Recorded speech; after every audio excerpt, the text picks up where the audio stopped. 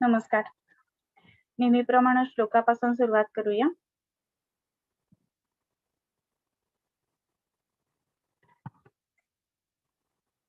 रागादिरोगान् सततान् शक्तान् अशेषकाय प्रसृतान् शेषान् औत्सुक्यमोहारतिदाय जघान यो पूर्ववैद्याय नमोस्तु तस्मै.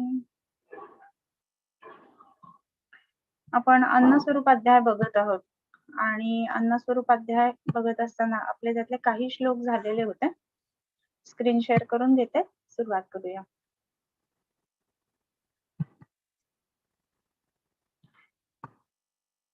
अन्नस्वरूप अध्यायामध्ये अन्नाचं स्वरूप कसं असतं, त्याच्यानंतर त्याच्यामधले वर्ग आपण वेगवेगळे बघितलेले होते आणि त्यानंतर हेच अन्न टिकवून कसं ठेवायचं, अर्थात अन्नाची रक्षा कशी करायची, त्या दृष्टीने हा अध्याय जो आहे तो वर्णन केलेला आहे.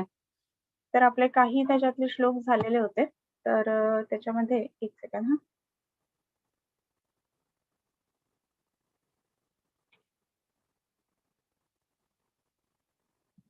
आय थिंक 17वा श्लोक आपला झालेला होता.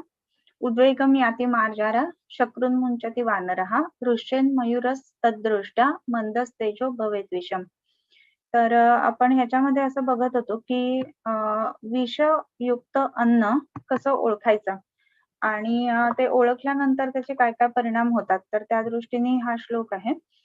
तर विषाचं युक्त म्हणजे विषाने युक्त अन्न जे असतं तर ते पाहिल्यानंतर उद्वेगम याति मार्जारः, मांजर जे असतं तर चिडचिड करतं किंवा उद्वेग उत्पन्न होतो त्याला. त्याच्यानंतर शकृन मुंचती वानरः, वानर जे आहे ते शकृत मोचन करतं, म्हणजे मलप्रवृत्ती होते त्याला. त्याच्यानंतर ऋष्यत मयूरः तद्दृष्ट्या, इथपर्यंत झालेलं होतं आपलं की मयूर जो असतो तर ते म्हणजे विषयुक्त अन्न बघितल्यानंतर ऋष्यत अन्न अशा पद्धतीचं बघितल्यानंतर पिसारा फुलवतो आणि नाचायला लागतो. आणि आणखीन एक महत्वाची गोष्ट आपण बघितलेली होती की ज्याला दुर्दिन म्हटलेलं आहे की विषारी दिन ज्याला म्हटलं जातं, तर ते सुद्धा बघितल्यानंतर हे जो मोर असतो तर तो नाचत असतो. आणि त्याच्यानंतर मंदस तेजो भवेत विषम, म्हणजे मोराचं काय म्हणतो दृष्टी ज्या वेळेला अशा अन्नावरती पडते तर त्यावेळेला त्याचं विष जे आहे ते मंद होतं, म्हणजे त्या अन्नाचं विष जे आहे ते कमी व्हायला सुरुवात होते. सो ह्या दृष्टीने ही गोष्ट महत्वाची आहे. त्याच्यानंतर इत्यन्नम विषवत ज्ञात्वा त्यजेत एवं प्रयत्नतः, अशा प्रकारे आपल्याला हे अन्न जे आहे तर ते विषारी झालेलं आहे हे जाणल्यानंतर काय करावं, त्यजेत एवं प्रयत्नतः, तर त्याचा त्याग करावा. पण कसा त्याग करायचा, तर यथा तेन विपद्येत न अपि क्षुद्र जंतवः, ज्याच्यामुळं अशा पद्धतीनं ते नष्ट करावे की ज्याच्यामुळे अगदी छोट्या किड्या मुंग्यांना सुद्धा त्या विषवत अन्नापासून त्रास होणार नाही, त्याप्रमाणे ते डिस्कार्ड करायला हवं. आणि हे म्हणजे कसं करायचं, मग ते त्याच्यावरती काही प्रक्रिया करायला पाहिजे आणि मग त्याप्रमाणे मग ते डिस्कार्ड करायला पाहिजे. असंच जर का टाकून दिलं तर त्याच्यामध्ये काय होईल की इतर जे जंतू आहेत, जंतू म्हणजे ज्याला आपण भूभव या अर्थाने जी गोष्ट तयार झालेली आहे, तर असे जे काही सर्व प्राणी मात्र आहेत तर त्यांना ह्याचा त्रास होऊ नये आणि त्या दृष्टीने म्हणून ही महत्वाची गोष्ट आहे की तर ते डिस्कार्ड कसं करा, तर योग्य पद्धतीने ते डिस्कार्ड व्हायला हवं. त्याच्यानंतर नखरोमच्युतीस शोफ सेकाद्या विषनाशनाः शस्तास्तत्र प्रलेपाश्च सेव्य चंदन पद्मकैः. त्याच्या आधी एक श्लोक आहे की स्पृष्टे टू कंडू दाह ओष ज्वर आरती स्फोट सुप्तयः नखरोम श्रुतिश्चोफ सेकाद्या विषनाशनः. स्पृष्टे टू म्हणजे ह्या विषाचा अन्नाचा स्पर्श झाल्यानंतर काय होतं, कंडू दाह ओष ज्वर अर्धी स्फोट सुप्तयः, म्हणजे ह्या अन्नाचा स्पर्श जरी झाला ना तरी सुद्धा काय होतं, कंडू उत्पन्न होतं, म्हणजे त्या जागी जिथे लागलेलं असतं त्या जागी. त्याच्यानंतर दाह जळजळणं, आग होणं अशी गोष्ट व्हायला लागते. त्याच्यानंतर ओष, ओष म्हणजे ओढल्यासारखी वेदना होणं. म्हणजे ज्याच्यामध्ये आपण विशेष करून बघतो की पश्चमान व्रण जो असतो ना, तर त्याच्यामध्ये ही अशी ओढल्यासारखी वेदना असते. तर तशी वेदना ह्याच्यामध्ये व्हायला लागते. त्याच्यानंतर ज्वर, अर्ती. ज्वर म्हणजे काय? तर त्याच्यामध्ये तिथला स्पेसिफिक भाग गरम होतो. म्हणजे एकांग ज्वर आपण ज्याला म्हणतो तसा. किंवा दुसरी महत्वाची गोष्ट म्हणजे संपूर्ण शरीरामध्ये सुद्धा ताप आल्यासारखा संपूर्ण विषज जो ज्वराचा प्रकार सांगितलाय ना, तर त्या पद्धतीनं आणि म्हणून तसा ताप येणं ही पण गोष्ट त्याच्यामध्ये होऊ शकते. त्याच्यानंतर अर्ती, दुखतं, स्फोट आणि सुप्ती. स्फोट म्हणजे त्याच्यामध्ये फोड यायला सुरुवात होते त्या त्वचेच्या ठिकाणी आणि सुप्ती म्हणजे तिथलं जे सेन्सेशन आहे तर ते कमी व्हायला लागतं, लॉस ऑफ सेन्सेशन व्हायला लागतं. तर असं जे व्हायला लागतं तर ते नुसतं स्पर्श जरी झाला तरी. आणखीन काय होतं तर नखरोमच्युती हे नखरोम यांची च्युती होते म्हणजे नख गळून पडतात किंवा रोम गळून पडतात अशा पद्धतीनं त्या ठिकाणी तिथल्या एरियामध्ये व्हायला लागतं. त्याच्यानंतर शोफहा, सूज उत्पन्न होते. सेकाद्याहा विषनाशनहा, सेक इत्यादी जे आहेत ते विषनाशन आहेत. मग हे सेक कशाचे करायचे? तर मग आता त्याच्या पुढे वेगवेगळे सेक त्यांनी सांगितलेत. सेकाद्याहा म्हणजे इतर जे परिशेक म्हणजे वेगवेगळ्या पद्धतीचं ज्याला काय आपण म्हणू वेगवेगळ्या पद्धतीचा परिशेक करणं, धारा धरणं हे जे आहेत तर ते विषनाशन असे करणारे आहेत. मग कोणते कोणते आहेत ते? तर शस्तास्तत्र प्रलेपाश्च सेव्य चंदन पद्मकैः. शस्ताः तत्र योग्य आहेत. प्रलेपाश्च लेप वेगवेगळे कशाचे? तर सेव्य चंदन पद्मकैः. सेव्य म्हणजे उशीर वाळा, चंदन म्हणजे वाळ्याचा, चंदनाचा आणि पद्मक म्हणजे कमळाचा लेप तिथे हितकर आहे. आता आपण बघतो की हे सगळे जे तीनही द्रव्य सांगितलेली आहेत ना, ही शीतगुणाची आहेत आणि त्याच्यामुळे तिथला दाह कमी होणार आहेत आणि हीच विषनाशन आहेत. ही सुद्धा रक्त प्रसादन करणारी द्रव्य आहेत. सोम वल्क तालीस पत्र पुष्ठ अमृता नतैः. सोमवल्क, सोमवल्क नावाची जी वनस्पती आहे ती. त्याच्यानंतर तालीसा पत्र, सोमवल्क म्हणजे काय? फळ बरं का. तालीसा पत्र आपण तालीसादी चूर्णात जे घालतो ना ते. त्याच्यानंतर पुष्ठ, पुष्ठ कोळिंचन किंवा ज्याला पुष्कर म्हणून म्हणतो त्या दोन्ही वनस्पती याच्या अर्थाने घेता येतात. अमृता, अमृता गुळवेल, गुळवेल उत्तम विषग्न आहे. आणि नत, नत म्हणजे तगर. तरी हा सगळ्याचा लेप त्याच्या ठिकाणी करावा. मग सेव्य चंदन पद्मकैः स सोमवल्क तालीस पत्र पुष्ठ अमृता नतैः.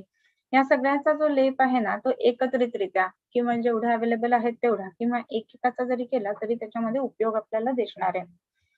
त्याच्यानंतर लाला जिम्हा ओष्ठयोः जाड्यम उष उष चिमचिमायनम दंतहर्षो रस अज्ञानम हनुस्तंभश्च वक्त्रगे. वक्त्रगे म्हणजे काय? तर वक्त्रगे लाला जिव्हा ओष्ठ जाड्यम उष चिमचिमायनम दंतहर्षः रसज्ञत्वम च भवती. असं म्हणजे काय? तर वक्त्रग म्हणजे तोंडात हे विष गेलं तर काय काय गोष्टी घडतील. तर लाला जिव्हा ओष्ठयोः जाड्यम, लालास्राव होतो आणि जिव्हा ओष्ठ यांच्या ठिकाणी जाड्य म्हणजे जडपणा येणं किंवा बधीरपणा येणं या अर्थाने. त्याच्यानंतर उषा चिमचिमायनम, उषा म्हणजे पुन्हा आग होणं म्हणजे ओठांच्या ठिकाणी किंवा जिभेच्या ठिकाणी काय होतंय तर आग व्हायला लागते. त्याच्यानंतर चिमचिमायन म्हणजे तिथे एक मिरमिरणारी विचित्र चव येते, मुंग्या यायला लागतात असं. त्याच्यानंतर दंतहर्षः, दात आहेत ना ते एकदम आंबल्यासारखे होतात. रस अज्ञानम, कुठल्याच इतर रसाचं ज्ञान होत नाही. हनुस्तंभश्च वक्त्रगे, आणि हनुस्तंभ होऊ शकतो जर का तोंडामध्ये हे विष गेलं तर. आता हे रस अज्ञान हे जे आहे ना तर त्याच्यासाठी काही विशिष्ट औषधं दिली जातात. म्हणजे अतिशय कडू असणारं असं द्रव्य द्यायचं आणि ते कडू चव जर का पेशंटला लागत नसेल तर शरीरात विष आहे असं समजलं जातं. आणि मग विषाचे उपचार कुठेपर्यंत करायचे? तर मग ती चव लागायला लागेपर्यंत करायचे. आणि म्हणजे चव लागायला लागली याचा अर्थ शरीरात विषाचा हरण झालाय. म्हणून रस अज्ञत्वम हा जो भाग आहे ना हो इथे महत्वाचा आहे तो. सेव्यादेही तत्र गंडूषाः सर्वंच विषजित हितम.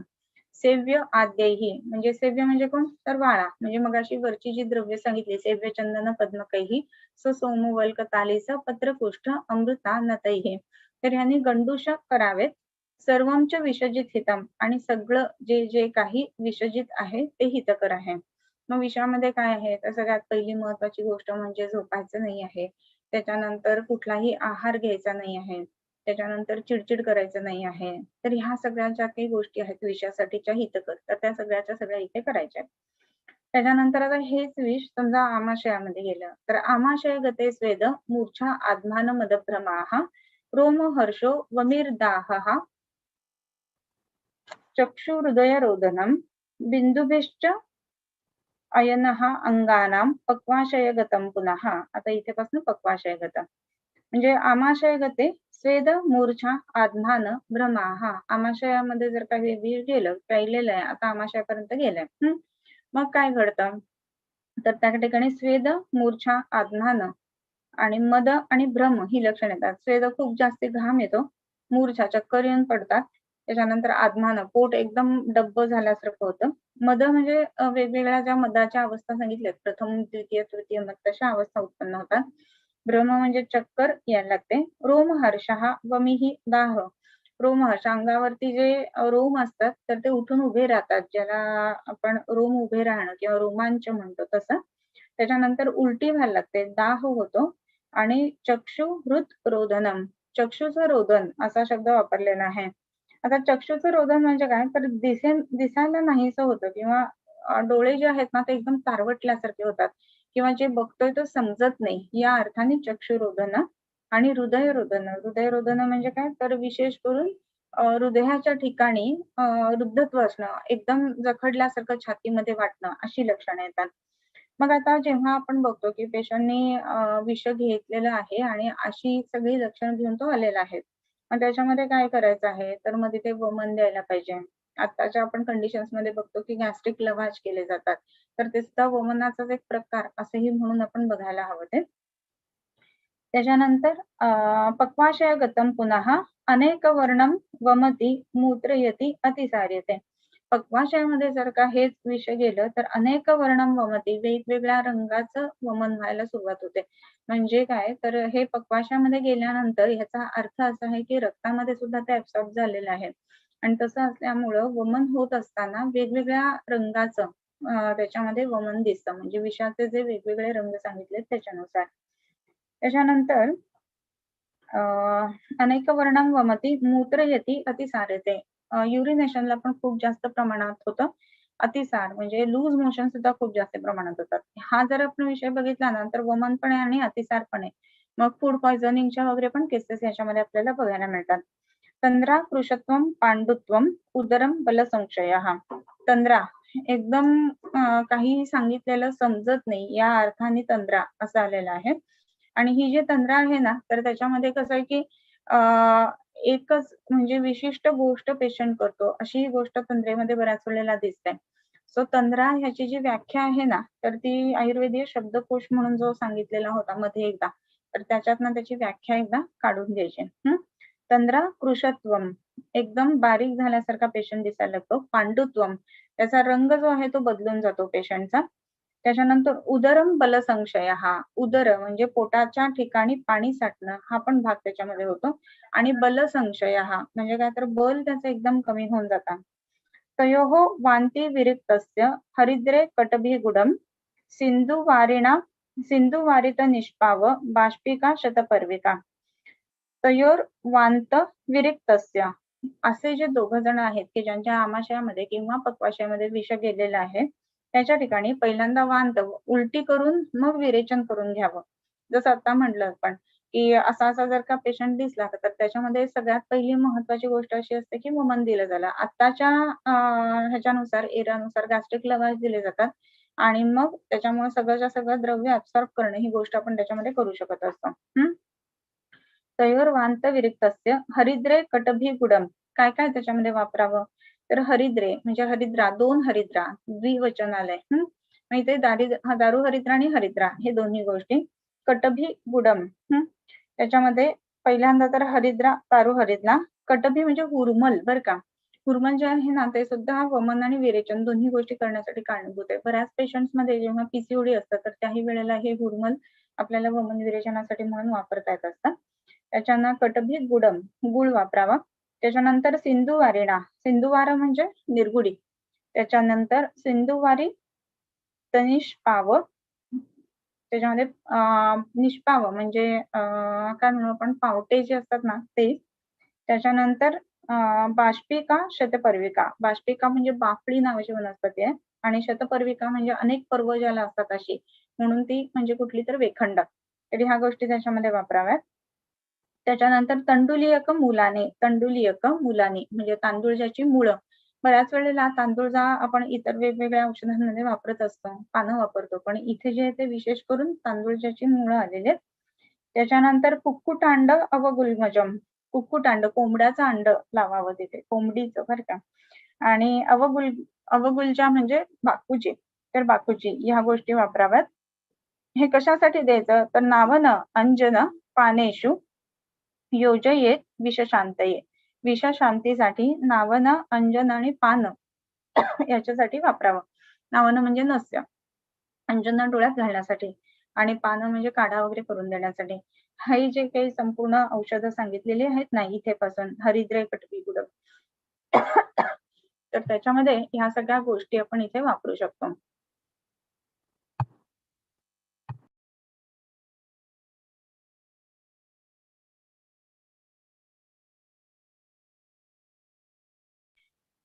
थोडक्यात म्हणजे आमाशय आणि पक्वाशय ह्याच्या ठिकाणी गेल्यानंतर संपूर्ण अन्न व स्रोतस स्वच्छ करून घेणं, अन्न व स्रोतसातले कंटेंट्स बाहेर काढून टाकणं आणि ते बाहेर काढून टाकल्यानंतर विषग्न औषधं देणं.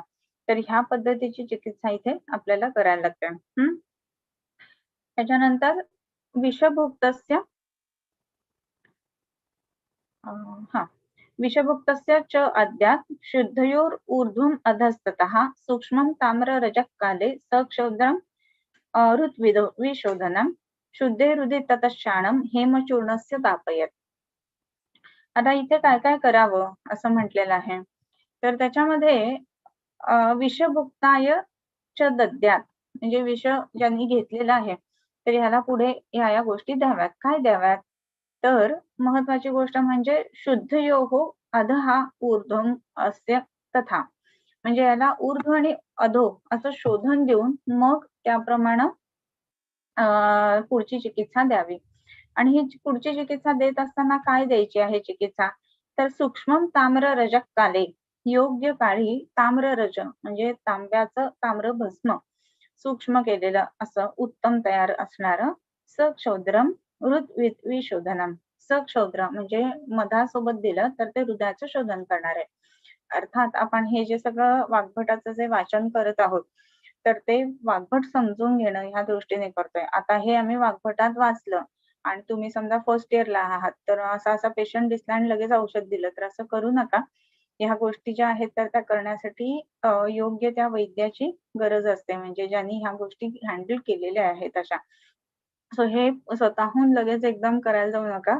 ऍटलिस्ट जोपर्यंत संपूर्ण शिक्षण आपलं पूर्ण होत नाही तोपर्यंत तरी ह्या गोष्टी नुसत्या बघितल्या आणि केल्या, वाचल्या आणि केल्या असं व्हायला नको. तर त्याच्यामध्ये ज्येष्ठ वैद्यांचा सल्ला निश्चित घ्यायला हवा. याच्या ठिकाणी एक गोष्ट मला अजून सांगावीशी वाटते की त्याच्यामध्ये ताम्ररज हा तांब्याचं म्हणजे ताम्रभस्म जे आहे ना तर ते मधाबरोबर द्यायचं आणि त्यांनी काय होतं तर हृदविशोधनम हृदयाच्या ठिकाणी जो काही विषाचा असर झालेला आहे तर तो कमी करण्याच्या दृष्टीने इथे मदत होत असते. त्याच्यानंतर शुद्धे हृदे ततश्चाणम हेमचूर्णस्य दापयत, शुद्धे हृदय म्हणजे असं झाल्यानंतर हृदय याचा अर्थ इथे दोन गोष्टी घ्यायच्या बरं का, की कोष्ठ म्हणजे कोठा जो आहे ना तर तो साफ झाल्यानंतर किंवा हृदय विशुद्धी झाल्यानंतर काय करावं तर हेमचूर्णम च दापयत, चूर्णस्य दापयत. हेमचूर्ण, हेम म्हणजे इथे आपण सुवर्ण भस्म ते द्यावं या अर्थाने आलेलं आहे. आता हे सुवर्ण भस्म देणार आहे मग त्याची मात्रा ती योग्य पद्धतीने असायला हवी, या सगळ्या गोष्टी महत्वाच्या आहेत बरं का. तर ह्याप्रमाणे आधी ताम्र भस्म आणि मग त्याच्यानंतर सुवर्ण भस्म या गोष्टी वापराव्यात. थोडक्यात म्हणजे आपल्याला एवढं तरी निश्चित माहिती व्हायला हवं की ताम्र आणि सुवर्ण याच्या दोनही गोष्टी आहेत ना त्या उत्तम पद्धतीनं शरीरामधलं निर्विषीकरण करणाऱ्या अशा आहेत, परंतु ताम्र उत्तम पद्धतीनं तयार केलेलं असं असायला हवं. आणि अजून एक महत्वाची गोष्ट म्हणजे ताम्र ज्या वेळेला आपण वापरतोय तर त्यावेळेला त्याचा अनुपान सुद्धा महत्वाचा आहे. सो ह्या दृष्टीने या सगळ्या गोष्टींचा विचार व्हायला पाहिजे. ओके.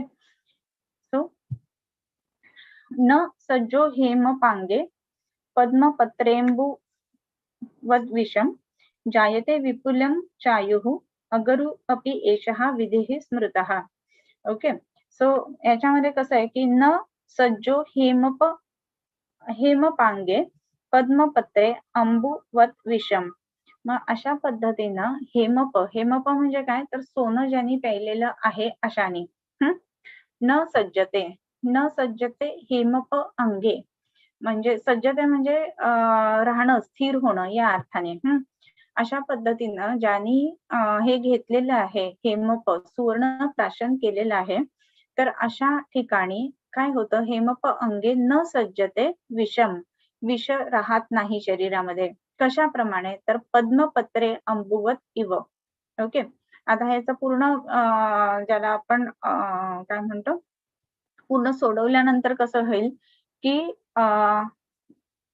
हेमप अंगे विषम न सज्जते यथा पद्मपत्र अंबुवत इव. म्हणजे काय तर सोनं प्यायलेल्या माणसाच्या शरीरामध्ये विष राहत नाही जसं पद्मपत्रावर अंबू म्हणजे पाण्याचा थेंब राहत नाही. तुम्ही जर बघितलं असेल तर जी पद्म म्हणजे कमळाची पानं असतात ना ती पूर्ण ह्याच्यामध्ये म्हणजे पाण्याच्या किंचित वरती असतात पण त्याच्यावरती थोडं जरी पाणी पडलं ना तरी ते ओघळून निघून जातं आणि त्याच्यावरती शिल्लक राहत नाही. तर त्याप्रमाणे की ज्या व्यक्तीने सुवर्णाचं प्राशन केलेलं आहे त्याच्या शरीरामध्ये हे विष राहत नाही. आणि म्हणूनच लहान मुलांना सुवर्ण प्राशन देण्याची पद्धत आहे आपल्या संस्कृतीमध्ये किंवा आपल्या रिच्युअल्स मध्ये.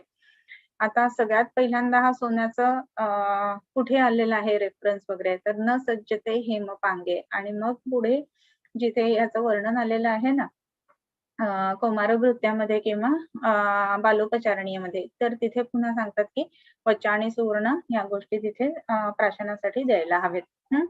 त्याच्यानंतर जायते विपुलम चायुः हे घेतल्यानंतर काय होतंय विपुल आयु म्हणजे आयुष्याची वृद्धी होते. अपि एषः विधिः स्मृतः कृत्रिम विषावर गर अपि एषः विधिः स्मृतः. गरविषावर सुद्धा हाच विधी करावा. गरविष म्हणजे काय तर कृत्रिम विष किंवा शरीरामध्ये आपोआप तयार झालेलं जे विष असतं की ज्याला आपण गरविष म्हटलं तर म्हणजे आपण घेतलेला जो आहार आहे तो काही वेळेला विकृत आहे किंवा विरुद्धान्न आहे आणि त्याच्यामुळे जर का शरीरामध्ये काही वेळेला विषवत गोष्टी उत्पन्न झाल्या तर त्या गोष्टीसाठी सुद्धा ही चिकित्सा करावी असं म्हटलेलं आहे. ओके. त्याच्यानंतर विरुद्धमपि चाहारम यद विष गरोपमम. हा विरुद्ध आहार जो आहे तो विषवत आहे गरोपम गर विषाप्रमाणेच त्याचा परिणाम येतो आणि म्हणून विरुद्ध आहाराच्या बाबतीमध्ये आयुर्वेदामध्ये खूपच चांगलं वर्णन आहे हे प्रत्येकालाच आपल्याला माहिती आहे. अनुपम आमिषम माशम क्षौद्र क्षीर विरूढकैः विरुद्धते सह बिसैः मूलकेन गुडेन वा विशेषात पयसा मत्स्या मत्स्येषु अपि चिलिचिमाः. आता ह्याच्यामध्ये अनुपमांस अनुपमांस आमिषम माश क्षौद्र क्षीर विरूढकैः म्हणजे अनुपमांस जर माश म्हणजे उडदाबरोबर मधाबरोबर किंवा दुधाबरोबर क्षीर आणि विरूढक म्हणजे मोड आलेल्या धान्याबरोबर खाणं ह्या गोष्टी विरुद्धते ह्या गोष्टी विरुद्ध आहेत. म्हणजे काय तर ज्याच्या वेळेला अनुपमांस घेणार आहे त्यावेळेला उडदाची आमटी नाही करायची आहे, मधाबरोबर ते नाही खायचे, दूध अशा वेळेला माशांबरोबर घ्यायचं नाहीये किंवा मोड आलेली कडधान्य त्याच्यामध्ये घ्यायचे नाहीयेत. विरुद्धते सह बिसैही मूलकेन गुडेन वा. बिस बिस म्हणून जो कमळकंद असतो तर त्याच्या सोबत जर का घ्यायचं झालं तर मुळा घेऊ नये किंवा गुळ घेऊ नये असं आलंय. ह्याचं कारण ते जड आहे आणि दोन्ही गोष्टी एकत्र आल्यानंतर विरुद्धासारखी त्याची प्रक्रिया शरीरामध्ये होते आणि म्हणून बिसैही मूलकेन गुडेन वा. विशेषात पयसा मत्स्या. आता अनुपमांस असं म्हणून त्यांनी सांगितलं की त्याच्यामध्ये पयस म्हणजे दूध घेऊ नये अनुपमांसाबरोबर पण विशेष करून सांगताना पुन्हा अनुपमांसामध्ये मत्स्य घेत असताना दूध घेणं अतिशय विरुद्ध आहे असं म्हटलेलं आहे. काही लोक किंवा काही ठिकाणी असं म्हटलं जातं की असं काही होत नाही, मी घेतलं होतं आणि काही झालं नाही वगैरे. तर एकदा घेतल्यावर कदाचित नाही होणार बरं का. परंतु वारंवार पुन्हा पुन्हा घेतल्यानंतर मग ह्या विरुद्धांनाचे जे परिणाम आहेत ना ते गर्विष्याप्रमाणे दिसायला लागतात. आणि म्हणून विरुद्धांना घेऊ नये किंवा एक वैद्य जो असतो ना तर तो नेहमी पथ्याचा खूप जास्त मोठ्या प्रमाणामध्ये पेशंट्सना एक्सप्लेनेशन देत असतो. विशेषात पयसा मत्स्या मत्स्येषु अपि चिलिचिमहा. मासे आणि दूध हे विरुद्ध आहे आणि त्यात सुद्धा चिलिचिम मासा आणि दूध हे अजूनच जास्त विरुद्ध आहे. म्हणजे कसं ना की एखादी गोष्ट एखाद्या वेळेस घ्यायची चुकली म्हणून काय अगदी खूप मोठं आभाळ नाही पडणार आहे. परंतु नित्य घेतलं तर त्रास होईल किंवा त्याच्यातून कुठल्याही इतर अनुपमांसाच्या बरोबर दूध घेतलं तर एक वेळ ठीक आहे. पण माशांबरोबर दूध घेतलं तर जास्त त्रास होईल आणि त्यातून तो मासा जर चिलीचिम असेल तर जास्त त्रास होईल. तर ह्या पद्धतीनं त्याचं जे कार्मुकत्व आहे ना तर ते वाढत जातं. सो विशेषात पयसा मत्स्याः मत्स्येषु अपि चिलिचिमः. विरुद्धम अम्लं पयसासह सर्वं फलं तथा. विरुद्धम अम्लं पयसासह. पयसासह अम्लं विरुद्धम अस्ति. म्हणजे काय तर दुधाबरोबर आंबट कुठलीही गोष्ट घेतली असेल तर ती विरुद्ध आहे. आताच्या काळामध्ये मिळणारा स्ट्रॉबेरी मिल्कशेक विरुद्ध आहे. फ्लेवर टाकला असा तर एक वेळ ठीक आहे, पण ऍक्च्युअल फ्रूट म्हणजे स्ट्रॉबेरीचा फ्रूट घालून शेक वगैरे जे बनवतात ना त्या गोष्टी विरुद्ध आहेत. रादर सह सर्वं फलम तथा म्हणजे पयसासह सर्वं फलम तथा असं म्हटलंय. म्हणजे दुधाबरोबर कुठलंही फळ घेणं हे विरुद्ध आहे. का? तर फळं ही कफकर आहेत, दूध ही कफकर आहे आणि मग दोन्ही मिळून जो इम्पॅक्ट येणार आहे ना कफकृत्वाचा तो खूप जास्त मोठ्या प्रमाणात येतो आणि म्हणून दूध आणि फळं ह्या गोष्टी घेऊ नयेत आणि विशेष करून दूध आणि आंबट फळं हे तर अजिबात घेऊ नयेत. तद्वत कुलत्थ, वरक, कंगू, वल्लभ, पुष्ठकाः. त्याचप्रमाणे दूध हे कुलत्थ म्हणजे कुळथाबरोबर सुद्धा दूध घ्यायचं नाही. म्हणजे आता समजा एखाद दिवशी कुळथाचं पिठलं केलंय, तर खीर नाही करायला पाहिजे. म्हणजे ज्याला आपण मेनू म्हणतो किंवा रेसिपी म्हणतो ना, आता उद्या तुम्हाला ते ह्याचा आजच मला वाटतं ना, रेसिपी सबमिशनचा लास्ट डे आहे. वाढवून दिलेले आहेत 2 दिवस. तर ज्यांना द्यायचे ते देऊ शकतात. परंतु कसं आहे, की एखादा आपण जेव्हा पदार्थ करतो, तर त्याला एनालॉगस असे बाकीचे पदार्थ असायला पाहिजेत. आणि तसे जर नसतील तर ते विरुद्धामध्ये कन्व्हर्ट होतं. म्हणजे कुलत्थ आणि पयस हे विरुद्ध आहे. म्हणजे खीर आणि कुळथाचे पीठ ह्या गोष्टी नाही खायच्यात तुम्ही एकाच दिवसामध्ये. त्याच्यानंतर वरक म्हणजे वऱ्याचे तांदूळ. हां. त्याच्यानंतर त्याच्याबरोबर पण दूध घेणं ही गोष्ट चुकीची आहे. त्याच्यानंतर कंगू म्हणजे राळं म्हणजे ती ह्याच्यात मिक्स असतात ना त्याप्रमाणे काळे आणि हे असतात पांढरे राळं. त्याच्याबरोबर दूध घेऊ नये. त्याच्यानंतर वल्लभ आणि पुष्ठकाः. वल्लभ म्हणजे वाल, कडवे वाल जे असतात त्याच्याबरोबर दूध घेऊ नये आणि मटकी बरोबर सुद्धा दूध घेऊ नये. सो तुम्ही कशाबरोबर काय खाताय ही गोष्ट इथे महत्त्वाची राहते. आणि मग त्याचा परिणाम जे आहे ना तर ते गर्विष्याप्रमाणे दिसणार आहे आणि म्हणून विरुद्धांनाला महत्त्व आहे. भक्षयित्वा हरितकम मूलकादी पयः त्यजेत. हरितकम मूलकादी म्हणजे हरित वर्गातील म्हणजे शाक वर्ग जो सांगितलेला आहे म्हणजे हिरव्या पालेभाज्या. भक्षयित्वा मूलकम आदी पयः त्यजेत. जर का हिरव्या पालेभाज्या खाल्लेल्या असतील तर मग त्याच्यामध्ये दूध घालणं ही गोष्ट चुकीची आहे. बरेच पेशंट्स आपण कसे बघतो बरं का प्रॅक्टिकली की बाकी सगळं वेळेवर जेवतो वगैरे सगळं सांगत असतात. परंतु असं करत असताना सगळ्यात शेवटी भात खाताना थोडंसं एक थेंबर दूध असं म्हणून एक पाववाटी दूध वगैरे घातलं जातं त्याच्यामध्ये. मग ती आमटी असते त्याच्यातच दूध घालून आमटी, दूध, भात असे खाणारे असतात. किंवा जी काही भाजी वगैरे बनवलेली असेल पातळ भाजी त्याच्यामध्ये थोडंसं दूध घालून. का तर नंतर दूध भात खाल्लं की गार वाटतं. पण मग फक्त दूध भात खायला पाहिजे. तिथे मग शाक नाही घ्यायला पाहिजे. हे लक्षात घ्यायला पाहिजे आपण. ओके. भक्षयित्वा हरितकम मूलकादी पयः त्यजेत. म्हणजे मुळा इत्यादी वर्गातल्या जे शाकवर्ग सगळा सांगितलाय त्याच्याबरोबर दूध घेणं ही गोष्ट चुकीची आहे. त्याच्यानंतर वाराहम श्वविधान अद्यात दध्ना पृषत कुक्कुटौः आम मांसानि पित्तेन माशसूपेन मूलकम्. वाराहम श्वाविधा न अद्यात दध्ना. दह्याबरोबर खाऊ नये. वाराह आणि श्वाविध म्हणजे रानडुक्कर म्हणजे पोर्क ज्याला म्हटलं जातं तर त्याच्यासोबत दही घ्यायचं नाहीये. पृषत कुक्कुटौ ओके तर त्याच्याबरोबर आम मांसानी पित्तेन पृषत कुक्कुट आणि पृषत म्हणजे हरिण आणि कोंबडा हे जे आहेत ना ते सुद्धा दह्याबरोबर नाही घ्यायचे. त्याच्यानंतर आम मांसाने पित्तेनं माश सुपेन मूलकम.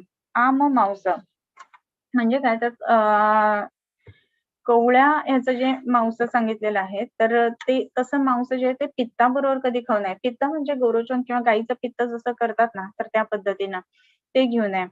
त्याच्यानंतर माश सुपेन मूलकम. माश सूप म्हणजे उडदाच्या वर्णाबरोबर मूलक मुळा घेऊ नये. म्हणजे उडीद आणि मुळा हे एकत्र खाऊ नये. त्याच्यानंतर आवीम कुसुंब शाकेना. आवी म्हणजे मेंढ्याचं मांस, कुसुंब म्हणजे करडईच्या भाजी बरोबर खाऊ नये. आणि बिसई ही सह बिरुडकम. बिस म्हणजे मग अशी जे म्हटलं की कमळकंद सारखं जे असतं बिस तर त्याच्याबरोबर बिरुडकम मोड आलेली कडधान्य खाऊ नये. त्याच्यानंतर माश सूप गुडक क्षीर दध्या आज्यैही लाकुचम फलम. आता लकुचाचं फळ खाऊ नये. कशा बरोबर तर माश उडदाच्या वर्णाबरोबर लकुचाचं फळ खाऊ नये. त्याच्यानंतर गुळाबरोबर खाऊ नये. क्षीराबरोबर खाऊ नये. दह्याबरोबर खाऊ नये.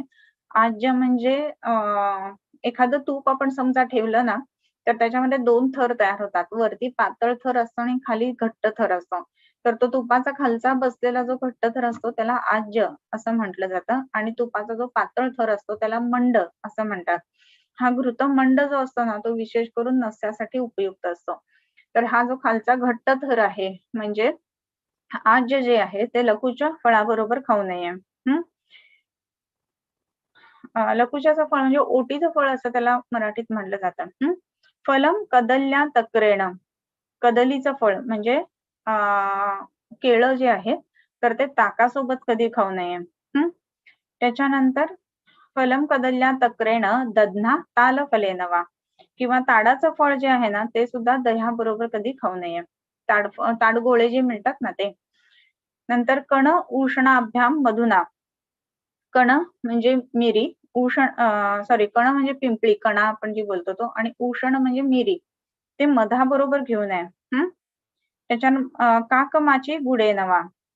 आणि काकमाची जी आहे त्याची भाजी केली जाते, मकोई ज्याला म्हटलं जातं, तर ती गुळाबरोबर करू नये. म्हणून काही भाज्यांमध्ये विशिष्ट पालेभाज्या करत असताना गुळ घातलं जातं आणि काही भाज्यांमध्ये साखरच घातली जाते. तर काकमाची जी भाजी करत असताना गुळ घालू नये. त्याच्यानंतर सिद्धाम वा मत्स्य पचने नागरस्य वा. त्याच्यानंतर मासे शिजवण्यासाठी सिद्धाम वा मत्स्य पचने किंवा पचने नागरस्य वा किंवा सुंठ ज्याच्यामध्ये पक्व केलेली आहे त्या ठिकाणी सिद्धम अन्यत्र वा पात्रे कामात ताम उशिताम निशाम. किंवा ही जी काकमाची आहे ना तर जी मासे बनवलेल्या भांड्यामध्ये काकमाची शिजवू नये किंवा सुंठ ज्याच्यामध्ये उकळलेली आहे त्याच्यामध्ये सुद्धा काकमाची शिजवू नये किंवा इतर कुठलंही अन्न शिजवलेलं आहे आणि त्याच भांड्यामध्ये काकमाची शिजवू नये असं म्हटलेलं आहे.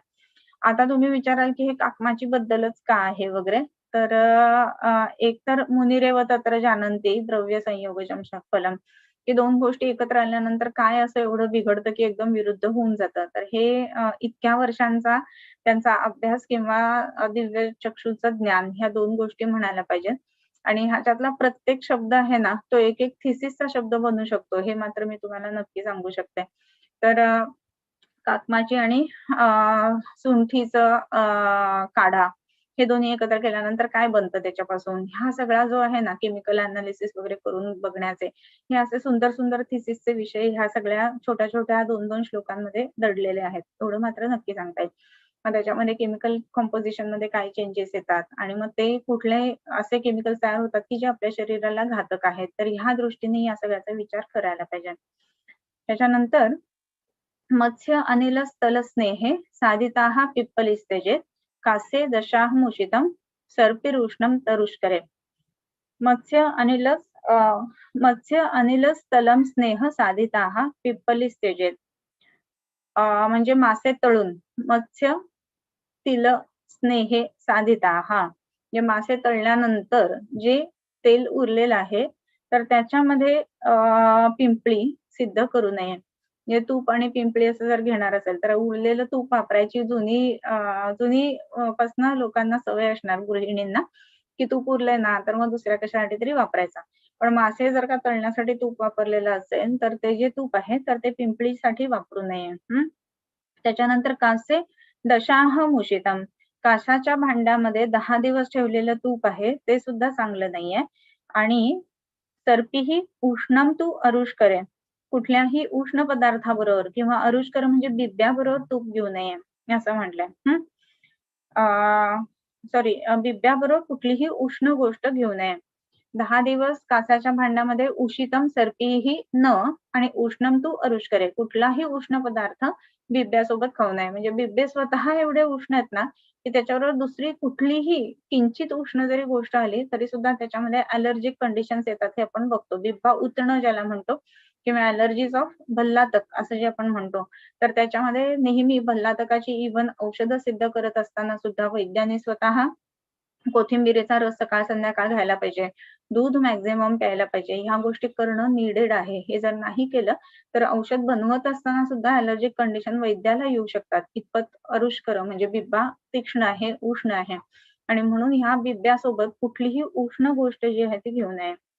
त्याच्यानंतर भासो विरुद्ध ते शूल्य, शूल्य म्हणजे लोखंडी सळईमध्ये घुसवून बार्बेक्यू आपण ज्याला आता म्हणू तशा पद्धतीनं जर भाज पक्षाचं मांस सिद्ध केलं तर ते विरुद्ध आहे. म्हणजे लोखंडाच्या सळईमध्ये घालून भाज पक्षी शिजवू नये. त्याच्यानंतर कंपिल्ल तक्र साधितम, ताकामध्ये कंपिल्ल जे आहे तर त्याची भाजी करू नये. आपण खडशाक ज्याला म्हणतो किंवा ताकामध्ये सिद्ध केलेल्या इतर भाज्या असतात जसं ताकातला पालक वगैरे केला जातो, तर तसं कंपिल्ल जे द्रव्य आहे की ज्याचे आपण फळांचे रोम वापरतो औषध म्हणून, पण त्याच्या पाल्याची भाजी पण केली जाते.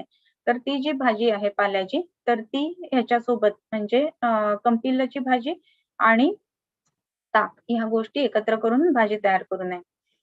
त्याच्यानंतर एकध्यम पायस सुरा कृशरा परिवर्जयत, एक अध्यय अध्यम अध्यम म्हणजे खाणं एकाच वेळेला पायस सुरा आणि कृशरा एकत्र खाऊ नये. म्हणजे काय, पायस म्हणजे खीर किंवा दूध किंवा सुरा, सुरा म्हणजे मद्याचे प्रकार आणि कृशरा खिचडी उडदाची किंवा मुगाची, तर हे एकत्र खाऊ नये. बऱ्याच घरांमध्ये ही सवय आपण बघतो की खिचडी आणि दूध असं घेतलं जातं आणि विशेष करून जर शिळी खिचडी असेल ना तर दुसऱ्या दिवशी दूध घालून खाल्लं जातं. तर हे अतिशय त्रासदायक आहे किंवा विरुद्ध आहे हे आपल्याला पेशंटला सांगता आलं पाहिजे. त्याच्यानंतर मधु सर्पिर वसा तैल पानीयानी द्वि शस्त्रिशः एकत्र वा समांशानी विरुद्धन्ते परस्परम. आणखीन काय काय विरुद्ध आहे हे सांगितलेलं आहे. मधु, सर्पी, वसा, तैल, पानीय हे जे आहेत ना तर त्यामध्ये कुठलेही दोघांचा द्विही त्रिशहा, त्रिशहा दोनांचा किंवा तिघांचा संयोग, मधु सर्पी, सर्पी वसा, वसा तैल हे जे आहे त्याचा किंवा तिन्ही एकत्र मधु सर्पी वसा किंवा सर्पी वसा तैल या तिघांचा एकत्रित घेणं किंवा त्यांचं एकत्रित अशन करणं ही गोष्ट चुकीची आहे. एकत्र वा समांशाने, सम अंश म्हणजे सम प्रमाणामध्ये हे जर एकत्र केले तर विरुद्धन्ते परस्परम, म्हणून तेल तूप या गोष्टी एकत्र करून जर का द्यायची असतील तर त्याचा विरुद्धत्व न यावं ह्याच्यासाठी असमान मात्रेमध्ये एकत्र करायला पाहिजे. कसं आहे ना की सर्पिर वज्जा मसा तैलम स्नेहेशु परवरम मतरम असं म्हटलेलं आहे. आणि मग त्याच्यामध्ये 2 स्नेह एकत्र करणं, 3 स्नेह एकत्र करणं आणि 4 स्नेह एकत्र करणं ह्याला महास्नेह असं सुद्धा म्हटलंय. मग हे स्नेह एकत्र करत असताना त्याची मात्रा जी आहे ना ती असमान राहते. इथे जर का आपण समान मात्रेमध्ये घातलं तर ते विरुद्ध आहे असं सांगितलेलं आहे. म्हणजे मात्रा विरुद्ध ज्याला म्हणतो त्याप्रमाणे. त्याच्यानंतर एकत्र वा समांशानी विरुद्धन्ते परस्परम, भिन्नांशी अपि मध्व अज्ये दिव्य वारी अनुपानतः, मधु पुष्कर बीजंच मधु मैरेय शार्करम मंथ अनुपान क्षैरेयो हरिद्र कटु तैलवान. काय काय विरुद्ध आहे आणखीन सांगितलेत. विरुद्धाचे वेगवेगळे प्रकार आहेत ते तुम्ही वाचलेच असतील की संस्कार विरुद्ध, क्रम विरुद्ध किंवा वीर्य विरुद्ध किंवा आता म्हटलं तसं मात्रा विरुद्ध. तर ह्याच्यात वेगवेगळे हे सगळे प्रकार वर्णन केलेले आहेत. भिन्नांशे अपि मध्वाज्य, दिव्य वारी अनुपानतः. दिव्य वारी म्हणजे पावसाचं जे दिव्य जल आहे की जे जमिनीवर न पडताच आपण वरच्यावर धरलेलं आहे, तर त्याला आपण दिव्य जल असं म्हणलंय. त्याच्यासोबत तूप आणि मधु आज्य मिश्रण विषम प्रमाणात भिन्न अंशी अपि मधु आज्ये, म्हणजे असमान मात्रेमध्ये सुद्धा मधु आणि सर्पी म्हणजे तूप हे जर का घेतलं आणि वरून त्याच्यात दिव्य जल प्यायलं तर ते सुद्धा विरुद्ध आहे. आता आपण वाचलं की मात्रा विरुद्धानुसार काय सांगितलेलं आहे की मध आणि तूप समान मात्रेमध्ये एकत्र केलं तर विरुद्ध आहे, पण असमान मात्रेमध्ये विरुद्ध करून वरून जर का दिव्य जल प्यायलं तर ते सुद्धा विरुद्ध आहे. मधु पुष्कर बीजंच मधु मैरेय शार्करम. त्याच्यानंतर मधु पुष्कर बीज, मध आणि पुष्कर बीज ह्या गोष्टी विरुद्ध आहेत. आणि मैरेय आणि शार्करम म्हणजे शर्करेपासून बनवलेली आसव, मैरेय म्हणजे आसवांचा एक प्रकार, हे जे आहे ते सुद्धा एकत्र करून घेऊ नयेत. त्याच्यानंतर मंथ अनुपानः क्षैरेयो हरिद्र कटुतैलकम. त्याच्यानंतर हरिद्र कटुतैल म्हणजे सरसप तेल. हे जे आहेत म्हणजे हरिद्र कंद म्हणजे काय, तर हळदीचे जे कंद आहेत तर त्याला ह्याची फोडणी देऊ नये.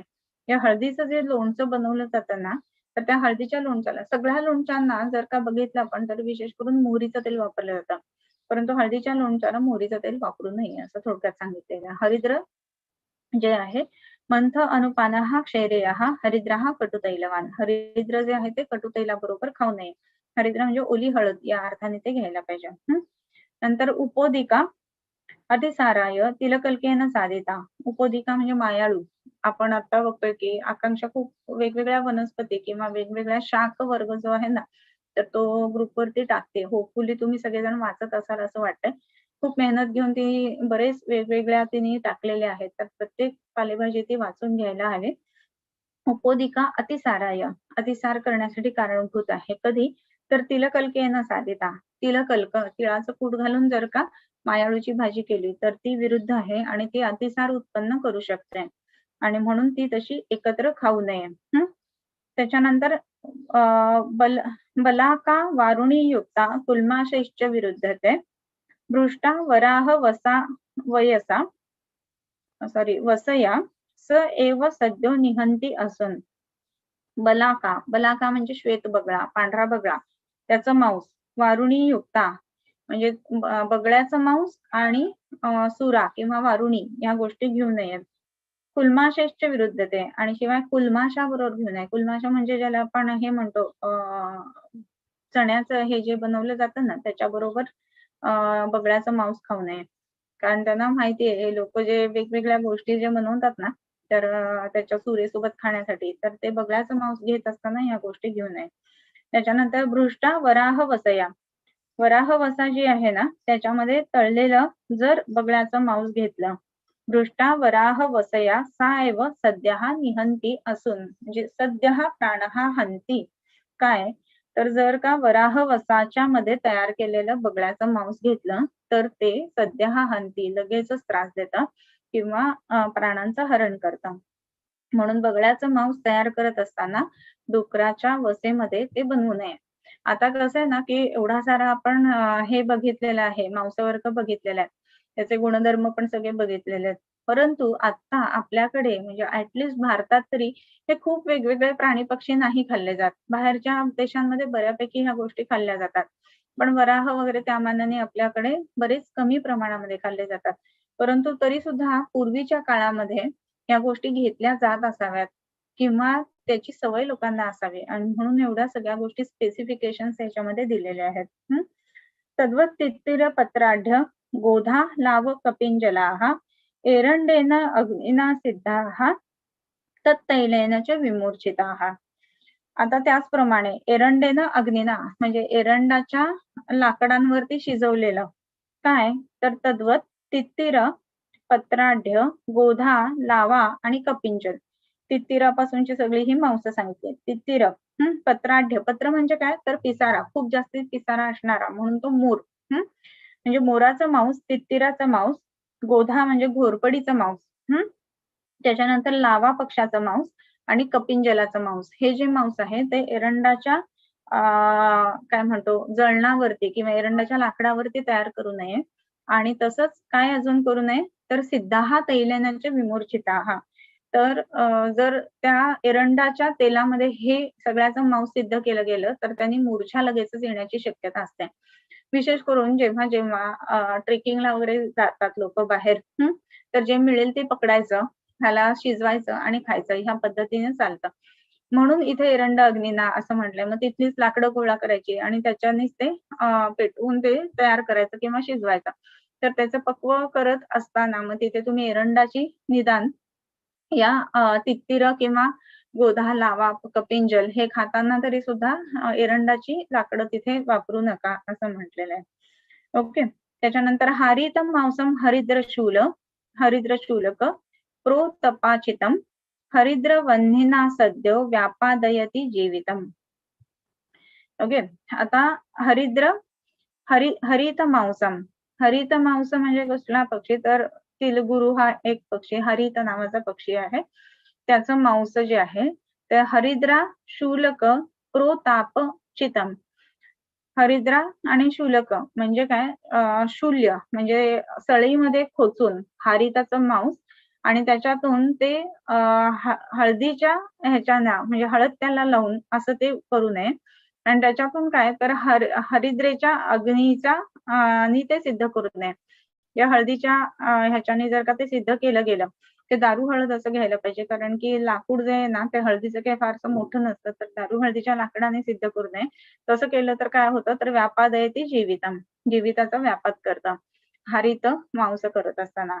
भस्म पांशु परिध्वंस तम तदेव समाक्षिक. त्याचप्रमाणे भस्म पांशु परिध्वस्तम, भस्म म्हणजे राख किंवा धूळ लागलेली असताना जर ते मधाशी खाल्लं गेलं तर ते घातक असतं.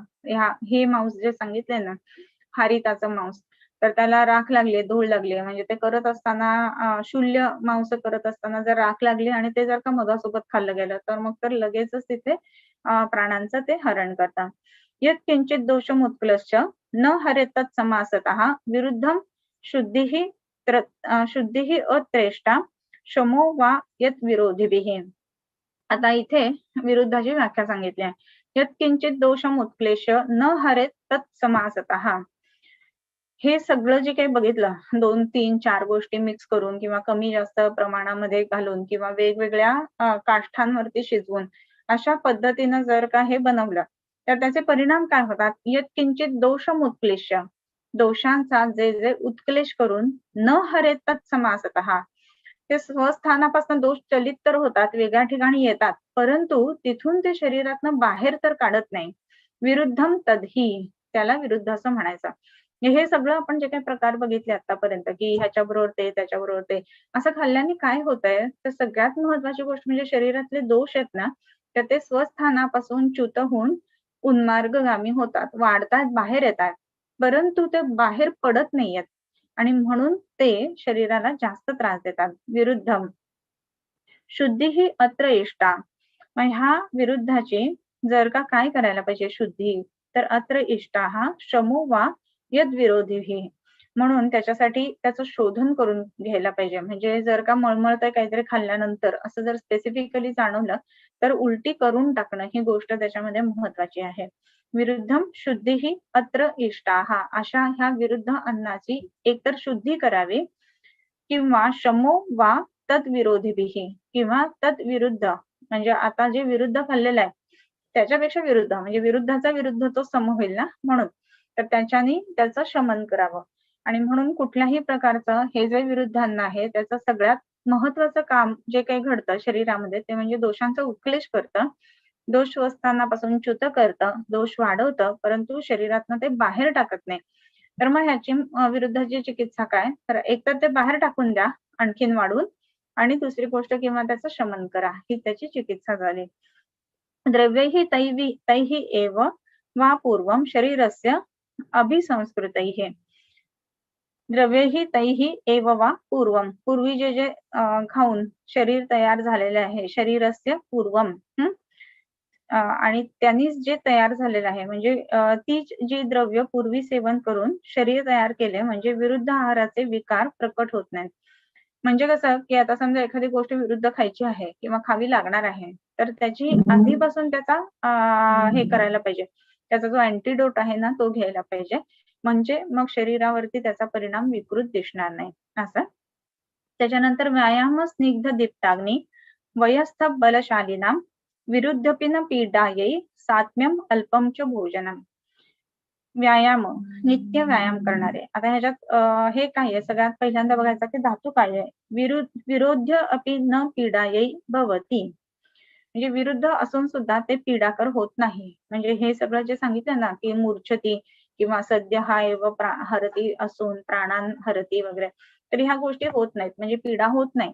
कशाच्या विरुद्ध अपि विरोधी आहेत तरी सुद्धा ते त्रासदायक होत नाही. मग कुणाला तर व्यायाम स्निग्ध दीप्ताग्नी वयस्थ बलशालीनाम. जो नित्य व्यायाम करतो आहे त्याला विरुद्धाचा त्रास होत नाही. जो स्निग्ध आहे म्हणजे ज्याचं स्नेहन झालेलं आहे त्याला त्रास होत नाही. ज्याचा अग्निदीप्त आहे त्याला त्रास होत नाही कारण तो पचन करून मोकळा होतो. त्याच्यानंतर वयस्थ म्हणजे जो तरुण आहे त्याला त्रास होत नाही. आणि बलशालीनम ज्याचं बल जास्ती आहे त्याला त्रास होत नाही. आणि म्हणून सात्म्यम अल्पम च भोजनम म्हणून अल्पसेवनाने आणखीन काय तर त्याचा सात्म्य असेल तर त्रास होत नाही. आणि अल्पंच भोजनम म्हणजे तुम्ही थोडंच विरुद्ध खाल्लं असेल ना तर त्रास होत नाही. मग अशी जे आपण म्हणतो ना की एकदा दूध आणि मासे एकत्र खाल्ले तर नाही त्रास होणार. परंतु पुन्हा पुन्हा खाल्ले ना तर निश्चित त्रास होणार किंवा एकाच वेळेला खूप जास्त प्रमाणात खाल्ले तरी त्रास होणार. सो व्यायाम स्निग्ध दीप्ताग्नी वयस्थ बलशालीना विरुद्ध अपि न पीडाये सात्म्यम अल्पंच भोजनम. सात्म्य असेल तर विरुद्ध सुद्धा थोडं थोडं थोडं थोडं रोज खात गेला तर ते सात्म्य होतं आणि त्याचा त्रास होत नाही. परंतु धातू घटक त्या विरुद्धाला घेऊन बनतात आणि म्हणून काही वेळेला इतर आजारांच्या संप्राप्त्या ज्या आहेत ना त्या एकदम वाढतात कारण शरीराचे जे धातू घटक आहेत ना ह्या विरुद्ध अन्नाला घेऊन जमलेले आहेत. म्हणून हे पूर्वीच्या काळात होतं ना की नाही नाही हे थोडंसं खाल्लंच गेलं पाहिजे म्हणजे मग त्याचा सवय होईल शरीराला आणि मग सवय झाली की त्रास नाही होणार.